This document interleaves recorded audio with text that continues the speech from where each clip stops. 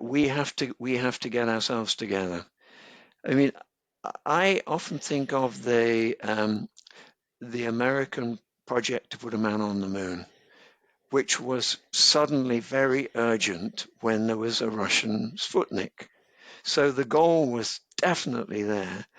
And then the anecdote is that the man brushing the floor at Cape Canaveral, and they say, "What are you doing?" "I'm helping put a man on the moon." Because it speaks to strong vision, it speaks to ownership, and it speaks to everyone is a leader.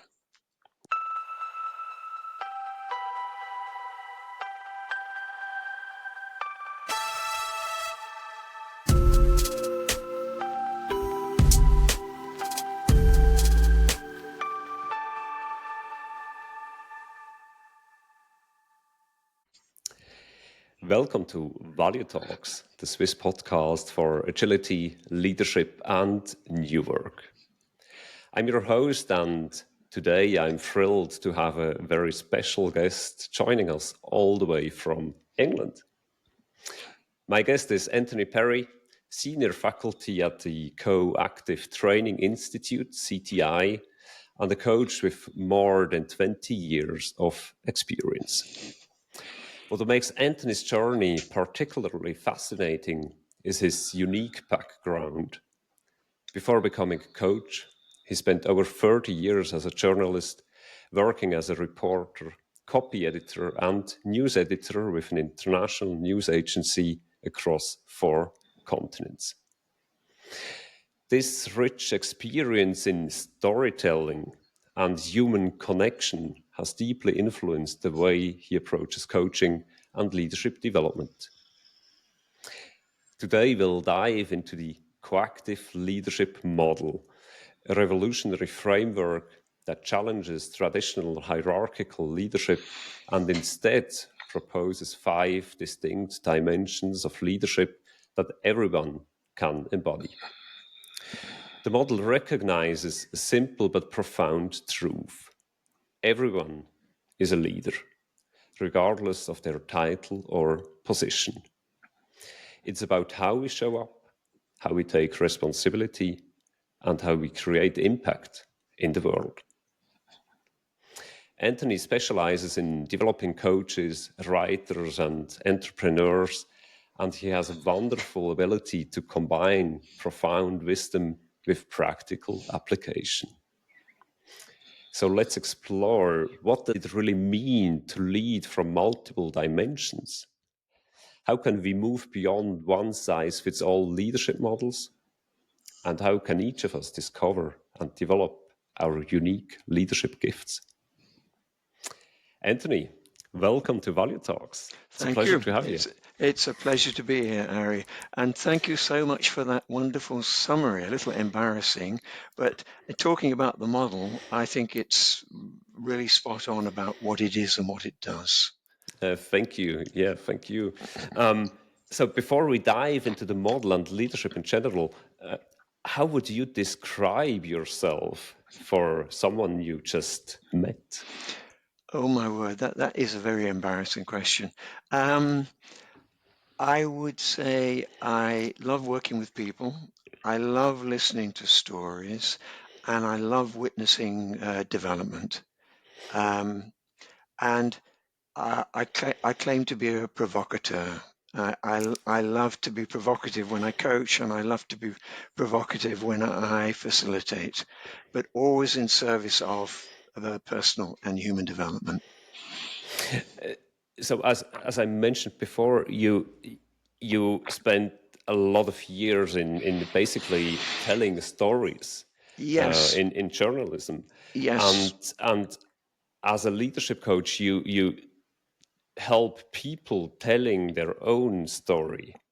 Yeah, that's a very elegant way of putting it. I think the difference between my previous life and this life is all the stories were bad in journalism. We thrive on bad news. You know, the saying in English, if it bleeds, it leads. And very fast paced, full of very intelligent people doing things very quickly, very well. This life of coaching and facilitation is all about good news and good stories, but it's still about being with people telling great stories. And I'm curious, is there one story that made you make this shift from journalism to coaching? I met a man in a pub, as you do as a journalist, and he was a former colleague. He worked in the marketing department of the agency that I worked in, and he was completely changed. And I said, "What's happened to you?" "I've been coached." Well, this was so long ago that I had no idea what coaching was. So, long story short, he'd been coached by a colleague of his and mine in the same company. And he said, "Why don't you ask him what this stuff is?" Well, this gentleman was not a great book reader or a book student. So he said, why not have a sample? I had a sample, and he said, "You can either be coached by me or you can go on a course." I went on the course. I was slightly overwhelmed. People opening their hearts and being curious and thanking each other. I'd been trained to be a cynic. You don't show emotions and nothing affects you. So I said, that was very nice, but I would like to do it a bit later, maybe. 3 weeks later, I was made redundant. And then I knew instantly what I wanted to do for the rest of my life. And 25 years or whatever, 23, mustn't exaggerate, have gone by just like that. And I love it just as much now as I did when I started. And that's a really nice story how you made the switch from being a cynic Yeah, to being a being being open-hearted, and, yes, and yes. hugging people. People hug in this world. Yes, yes. Yeah, we actually met in a coactive leadership workshop a few months ago, and I really experienced you as really open-minded, open-hearted, so to say. Thank you. That is a great acknowledgement. Thank you. So let's dive into the coactive leadership model. What makes it kind of fundamentally different, in my own words, fundamentally It, different to traditional leadership models? well, you summed it up very well. It is not hierarchical and it is not role-based. That doesn't mean that it can't be used in a hierarchy or in a role-based system. What we say is that everyone is a leader. Mhm. Everyone is a leader in their own lives, and everyone is responsible for their world, which is quite a challenging statement. What do you mean I'm a leader and I'm responsible? So in a way, it springs from the development work of coaching, which is a lot Mhm. about awareness and choice. Who am I? Why am I? And what is my impact in the world? And I imagine it challenges a lot of traditional leaders because Yes, their identification is much more about the role and the position. yes. And it can and should empower people, whatever their title and role. Hmm. Hmm. So that if you're the person making the coffee, you can be as much as a leader as the person who's making strategic decisions about budgets. Yeah. So in a way, it's empowering and freeing at the same time. Everyone is a leader. And like you mentioned, everyone is responsible for their world, you mentioned. Yes. Yeah. Yeah, that's So a lot of responsibility. yes, well, and also a lot of freedom, because whatever is happening, we can influence the way we see things and the way we act. So we're not a victim of circumstances, and we're not powerless, even if we're in the most junior position in a hierarchy. Oh yeah, yeah, yeah. So it's and let's maybe share a picture because I'd like you to walk us through the 5 dimensions Okay, of happy to do that. the model. You Yeah, prepared the picture so that our listeners who also see the video can have a look at it. Sure, absolutely. Will you share your slide? I can share it, yes. Yeah, great. Thank you. Let's do that.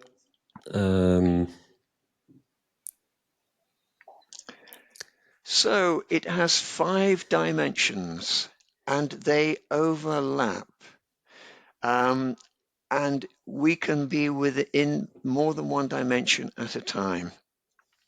Right at the center of the model is the leader within. That is self-acceptance and self-authority.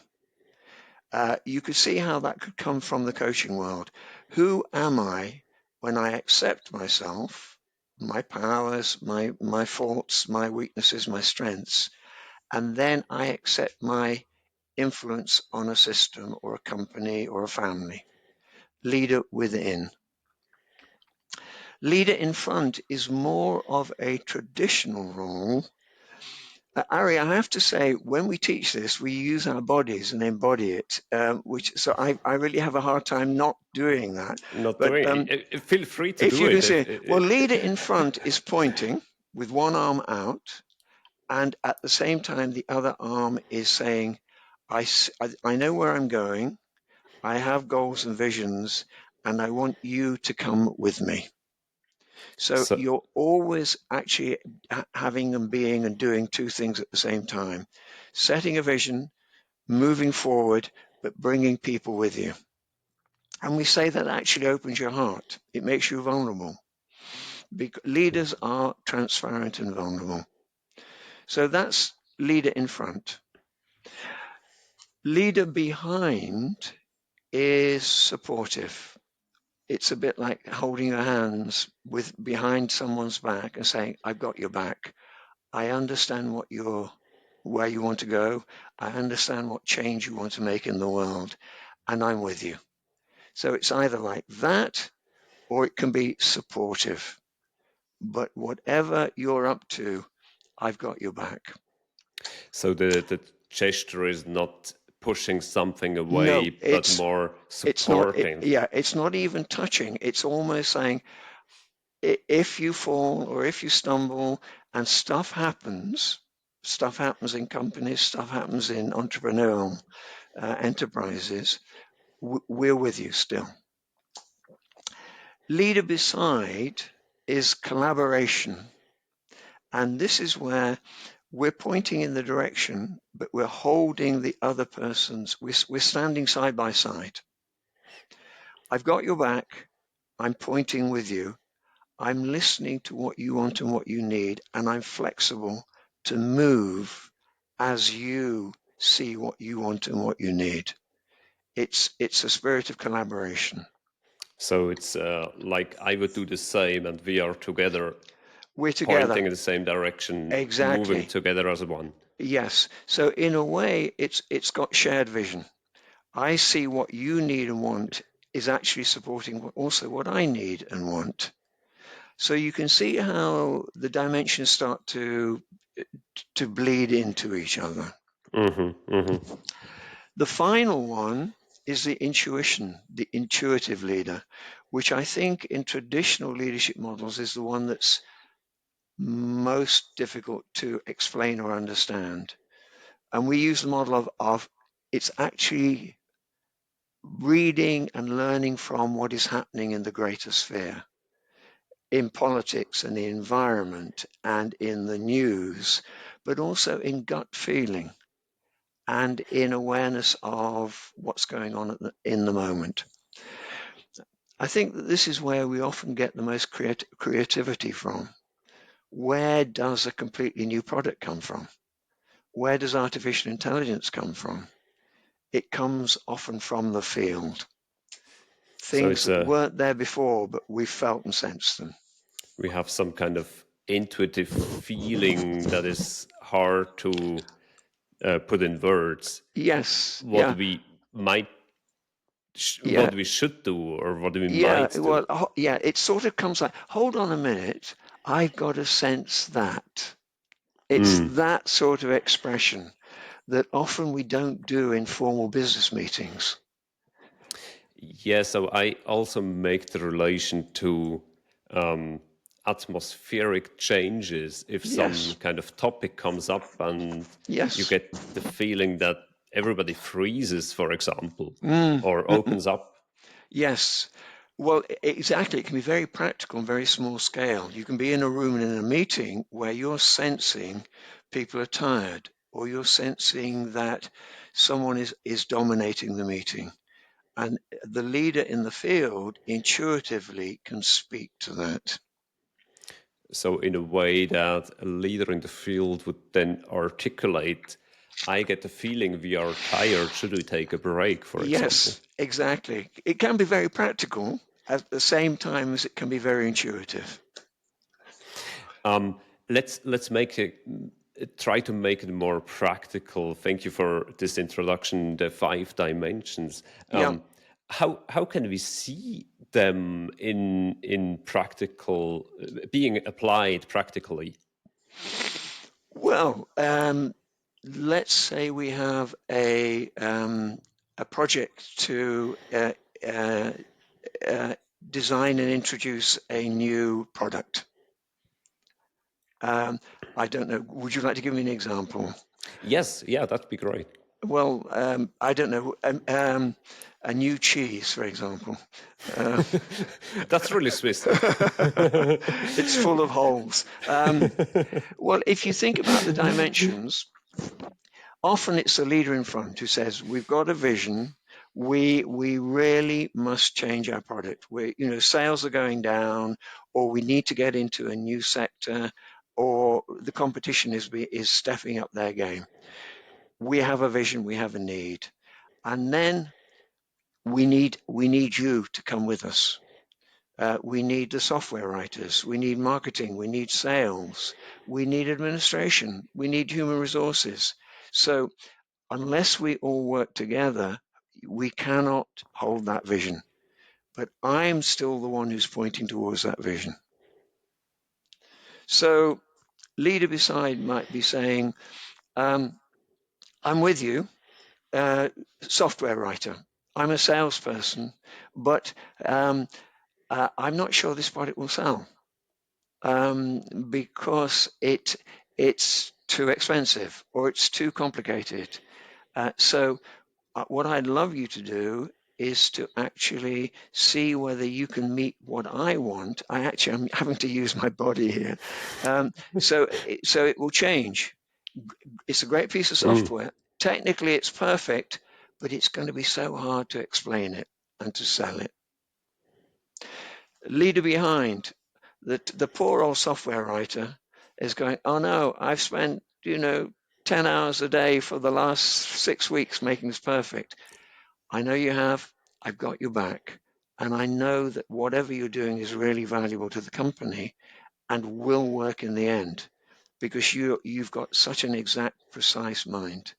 So I know that you're capable of actually modifying it for me wanting to do that. Hmm. Hmm. Yeah. Um, the leader in the field might go, I think we should not be selling cheese in squares anymore. It's do you know, it's sort of, I'm sensing everything is round these days. Okay. So it might have to be, and I'm not sure that also, I think people don't have big families anymore. So maybe we should be doing small. I mean, it's a ridiculous example, but that's the wisdom that comes from an awareness of the bigger field. Or maybe to just add to this joke, maybe we should fill the holes in the cheese with even I, more cheese. Thank you. Thank you. See, so now I'm open as a leader in the field to go, yes, what I like about that is, then I'm moving to leader beside and leader behind. I'm not saying, Ari, for goodness sake, don't be so ridiculous. We don't have the technology, and what would we put in the middle? Okay. This happens in business. It's no, but. Yes, yeah, yeah. And at the center of the model is where everyone should be, the leader within. So I accept myself and I accept my authority and my impact. So, which leads back to what you mentioned at the start, accepting our own influence we have in the world, basically. Yes, yes. I mean, this is a bit of a cliche, but often software writers are introverted, quiet, precise, structured. Marketing people are not that way. Yeah. You know. So but both of them are right in a leadership system, And both are needed. and both are needed. So again, no matter what your role is, if you're taking full permission to make the best coffee, to make sure that the washrooms are always clean and that the towels are fresh and clean, you're helping design a new product. So you're also saying that there, well, you mentioned explicitly before, there is no hierarchy in these 5 dimensions. They No. all exist at the same time and Time. are all needed for Yes. Yes. thriving. Yes. And in course, we can, regardless of role or title, we can move between them. Sometimes the lowliest software writer simply has to step forward into leader in front. This is going to take too long to produce, it's going to be too expensive, and it's going to be difficult to explain. You know, that stepping forward and having the other people to listen to that person when they step into the role of leader in front. So it's also dynamic. You mentioned we can change the dimension fluidly from leader in the front to leader beside. Yes. Yeah. Or leader behind. I mean, the chief executive who walks the floor and says, "You're doing a great job. That piece of work that you're doing is really good. Keep it up." He or she has stepped from leader in front to leader behind or leader beside. And I'm curious. I imagine there is still some kind of home dimension we all have, the dimension we tend to take. Yes, yes, yeah. Which I think why it's worth I'm going to refer to my qualities, because we also talk about reactive and creative. Mhm. Creative is you at your best and using the dimension well. Reactive is, as it says, it's not doing it well. So the leader in front comes from heart, vision, direction, and connection to the people. I will just quickly share the model again. Okay, thank you. But the reactive side is domination. You know, that leader who says, "This is the way we're going to do it, and we're going to do it now." Or people pleasing. You know, the leader that says, "Really, what's most important is that we get on here," and nothing gets done. Leader beside, partnership and synergy. When I partner with you, together we are more than each of us separately. And when we are reactive, there's either codependence, I can't do anything without you, Mm-hmm. or it's overpowering. Step out of the way. I know how to do this. These are very familiar patterns in business. Leader behind, serving and empowering others. Reactive is blame and apathy. Oh, this is the way they always do this. Oh, if only they'd listen to me. You know that, oh, it's almost toxic. Or, oh, I just wait till they screw up and then I'll tell them why. Okay. Not good. Not good. And then leader in the field is intuition, insight, innovation. This is where you get great ideas. And the reactive side is inaction. Well, or I know better. I've got really magic powers, and I'm waiting for you lot to fumble and fail. So I imagine kind of intuition without getting into action, kind of. Yeah, exactly. Yes. Yeah. So, and intuition that's not prepared to switch to hearing leader beside or leader behind is that, Ari, you have the most wonderful ideas, but sometimes I wish you'd actually be a little bit less ambitious. Okay? We are not going to make giant cheeses that will serve a village.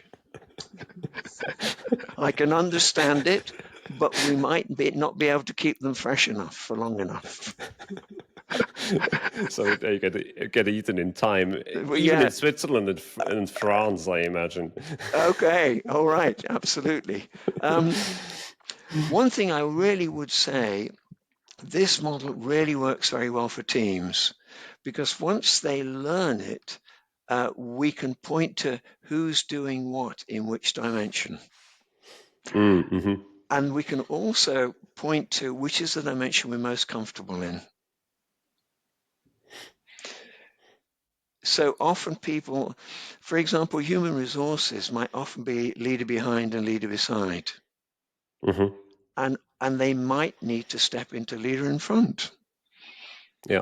Yeah. to say, are the quality of the people good enough? Do we actually need to start changing them? Oh, we don't have a budget for training. I think it's time that we actually made that budget because otherwise we're going to fail. And as a team, we can use this coactive leadership model as a team to reflect on our collaboration in the team. Absolutely.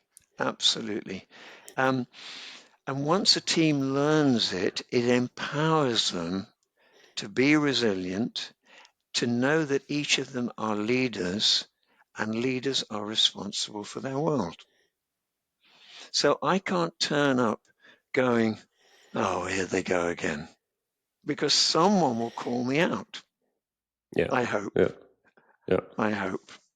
And taking this, how would you introduce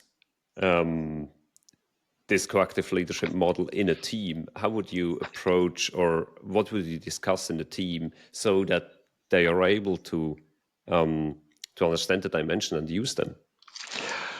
I think it does require training. I think you have to introduce the whole model as a piece because you can't, by definition, tell somebody that they're not being a leader beside or they're not being a leader behind. But my experience, people grasp this model. It's unusual, but they understand it. Often they understand the reactive elements much more quickly than the creative ones.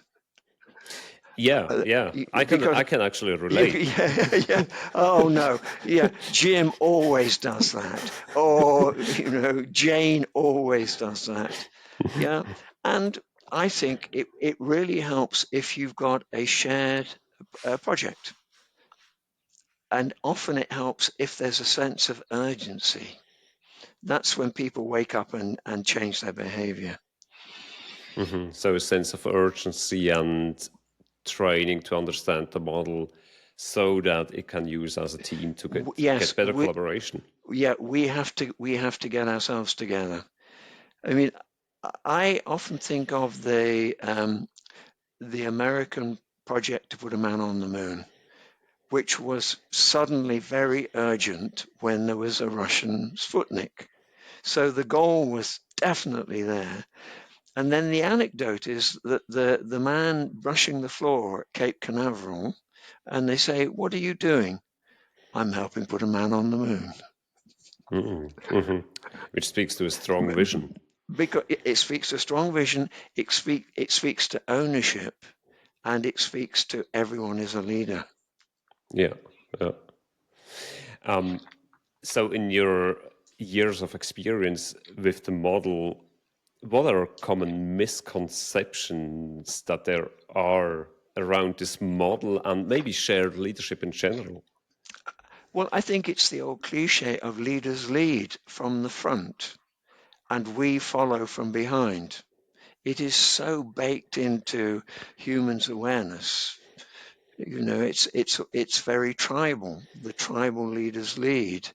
So I think once you can change that, and if you can confidently say to everyone, you are important, you are vital, and you are a leader. And that's such a 180-degree turn. And I think it comes from a coaching background, self-acceptance and self-authority. Yeah. So I'd almost start by getting them to boast about what they're good at. Could you repeat this? But yeah, the word to boast is like to say, hey, I make the best coffee, and when you drink my coffee, you're going to be able to work a 10-hour day. Okay. And therefore, we all matter in that kind of way. Yes, we all matter. And it's not soft, fluffy stuff. If the coffee machine isn't working that late at night, we're all going to feel miserable and grumpy. Which is a good thing. Yeah, it is. So again, it takes practice. And once you've got a grasp of it, I think it's a wonderful model to practice. It's very practical. But Yeah, I am prejudiced, so I warn you. Okay. Yeah, in my experience, as I mentioned before, I got to know the model in a workshop a few months back, and in my experience, it's really challenging and difficult to, knowing the model and then translating it into practice and having it present during everyday work. Yes. Yeah. It does take practice. But if a team has learned it together and practice it together, it makes it so much easier. Because we can bring it up as a team, Yeah. somebody will think of it. Yes. So it might be something like, Hans, you're always leading from behind. Sometimes you need to step forward and point out where we need to go. Or, Frederick, you're always going off on your own, doing your own thing. You need to be more leader beside. Yeah. So, if someone is working in a really traditional hierarchical organization, how can we still apply this? Because the system basically doesn't support us in shared leadership, basically. Yeah. Well, part of me says, how many old-fashioned hierarchical organizations are there? Because they must, I hope they're dying because they're not flexible and they're not efficient and they're not productive. I often compare a ship, a Navy ship, with an army. The Navy depends on everyone having a separate job and doing it well and being a team or even a family. An army tends to be much more directed until you get down to the small unit, where the small unit, yes, nominally there is someone in charge of the platoon or the unit, but it depends on everyone being a leader. So your assumption is that there are actually not so many really traditional organizations left that No, might not support this. well, I make up that generationally, the younger generations won't take that anymore. I mean, we make them wrong in all sorts of ways, but they're models for saying, no, empower us. We can do the work. So looking into the future, where do you see leadership going? Oh, that's such a great question. Well, I would hope everyone can say I'm a leader in my own life and I'm responsible for my world. That would be my biggest heart thing.